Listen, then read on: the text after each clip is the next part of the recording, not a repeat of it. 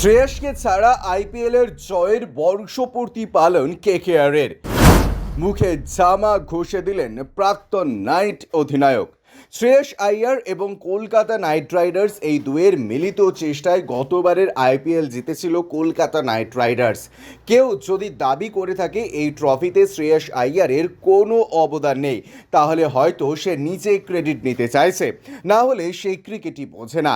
IPL 2025-এর performance দেখার পরে এই মতই দিচ্ছেন অধিকাংশ ক্রিকেট প্রেমীরা। 2014 সালের পর তৃতীয়বার আইপিএল শিরোপা জিতে কলকাতা নাইট রাইডার্সে লেগেছিল 10 বছর। কেকেআর এসে খুব বেশি বছর সময় নেয়নি, চোটা খাচ্ছিল তার, কিন্তু কম সময়ের মধ্যেই সুযোগ কাজে লাগিয়ে গতবারের গৌতম গম্ভীরের সঙ্গে দুরন্ত তালমিল বজায় রেখেই তিনি নাইটদের চ্যাম্পিয়ন করেছিলেন। কিন্তু এরপর কেকেআরের প্রাপ্য সম্মান তিনি পাননি, এমন দাবি করেই দল ছাড়েন। সেই সুযোগ পাঞ্জাবও লুফে নেয়।